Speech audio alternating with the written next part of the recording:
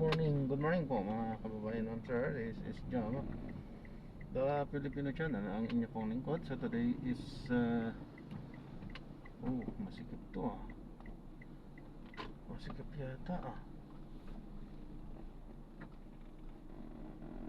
bakit dito tayo pinadaan nito? Okay, so today is, wait lang, February 16, 2026. At tayo ngayon ay papunta sa may Lamayang Street, sa may barangay 884 Santa Ana, Manila. At dadalhin po natin yan sa may Mapua University, sa may Makati campus, sa may Mapua building, sa may Quezon Avenue, Santa Cruz, Manila. Okay po, so magbabalik po tayo mamayang unti pag nakuha na po natin sila. Disclaimer lamang po, content po natin ay kalsada at hindi ang passenger. Kaya naman sakasakali man po na may marinig kayo mga pangalan ng lugar, pangalan ng tao, pangalan ng organisasyon sa government of private man yan, ay wala pong kinalaman ng channel na ito at wala pong pinapatungkulan. Lahat po na pinag-uusapan dito ay paong dito lamang po yan sa loob at wala pong pinapatungkulan sa labas. Okay po, magbabalik po tayo mamayang unti pag nakuha na po natin sila. Ayan, samantala makinig tayo ng mga nagbabagang balita talaga yan habang tayo ipapunta doon sa ating pick up area. Ng mga nanonood at mga nakikinig po sa atin. Lalaro. Super balita sa tanghali, nationwide. Sa una natin mga nagbabagang mga balita sa ikawalong sunod na linggo, presyo ng diesel at kerosene ulit tataas bukas. Dagdag presyo sa gasolina, may piso ang kada litro. Pagsamantalang suspensyon sa importasyon na pag-aangkat ng sibuyas iminungkahi ng Philippine Chamber of Agriculture and Food Incorporated matapos na bumagsak sa 35 pesos ang farm gate price ng sibuyas sa Nueva Ecija. Mga nagtitinda naman ng mga prutas at pampaswerte nakapwesto na sa Binondo, Maynila ngayong bisperas ng Chinese New Year. Binondo Intramuros Bridge sarado na rin sa mga motorista. Rehabilitasyon sa kabaan ng Maharlika Highway mula Quezon Province hanggang Sama, pinanitiyak. Secretary Secretary Vince Tizo na matatapos bago ang Semana Santa sa Abril. Rehabilitasyon ng EDSA, idodoble kahit naman ng DPWH sa mahal na araw. Iba't ibang aktibidad para sa ika-40 anibersaryo ng People Power Revolution sa February 25. Kasado na. Ang mga maestrado ng Sandigan Bayan pinayagan ang re-investigation ng ombudsman sa kasong malversation ni dating Senador Bong Revilla. 12 mga mamahaling sasakyan kasama pag-aari ng pamilya Diskaya isusubasta ng Bureau of Customs sa February 25. Bribery o panunuhod nakikita ng mayorya ng mga Pilipino bilang pinakakaraniwang anyo ng korupsyon sa bansa batay sa pinakahuling survey ng Octa Research. Posibleng magliliti sa kaso ng mga co-perpetrator ni dating Pangulong Rodrigo Duterte maaaring mangyari ng hiwalay sa kaso ng dating Pangulo ayon kay ICC Assistant to Counsel Attorney Cristina Cot. At sa Esteban Ilocos Sur niyanig ng magnitude 5 na lindol kaninang umaga.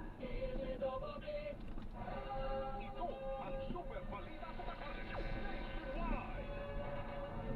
Alas 11:34 na ho ng umaga sa detalye mo natin mga balita. Magpapatupad ang mga kumpanya ng langis ng panibagong dagdag presyo sa mga produktong petrolyo bukas Pebrero 17. Sa magkakahiwalay na piso, 1 peso at 20 centavos ang dagdag presyo kada litro ng gasolina.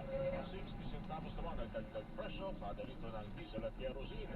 Ito na ang ikawalong sunod na linggo ng dagdag presyo sa diesel at kerosene at ika-anim na sunod na linggo naman sa gasolina.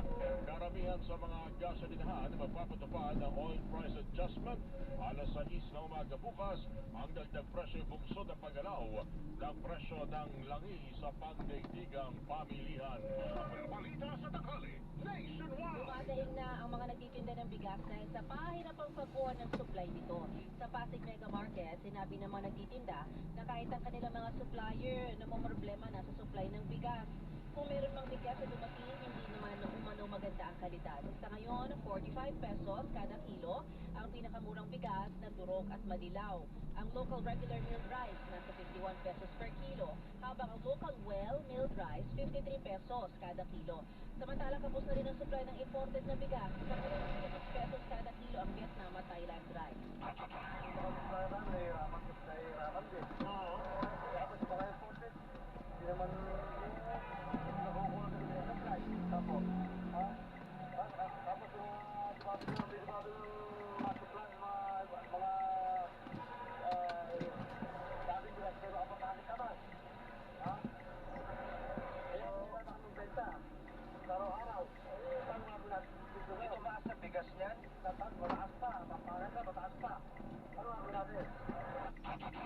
Pinig na tendera ng bigas sa Pasig Mega Market.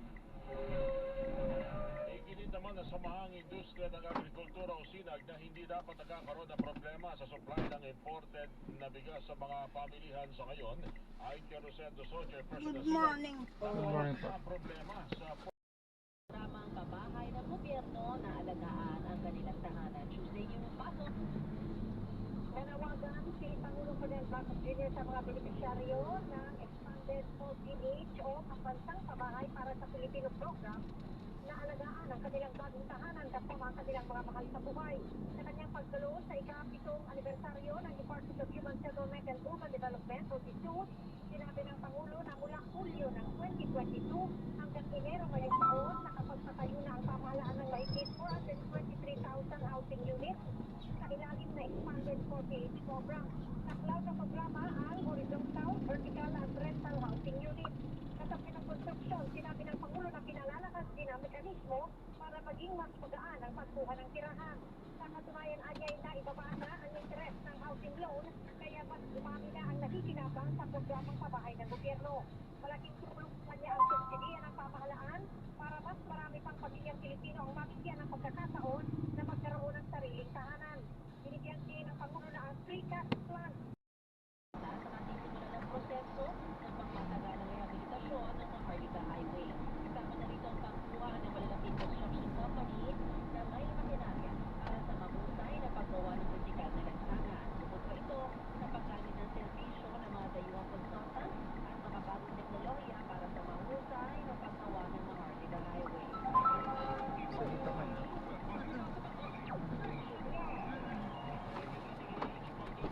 Ito, ingat po, ganun po.